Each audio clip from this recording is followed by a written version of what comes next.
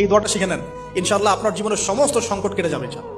আমি নিজে ওই দোয়াটা বেশি বেশি করার চেষ্টা করি। দোয়াটা হচ্ছে, মুসা আলাইহিস সালাম একটা গাছের নিচে হেলান দিয়ে বসলেন, বসে দেখলেন দুজন মেয়ে দাঁড়িয়ে আছে দূরে, পানি নিতে পারছে না। লোকজন পানি নিয়ে যাচ্ছে, ওরা দাঁড়িয়ে আছে বেচারি।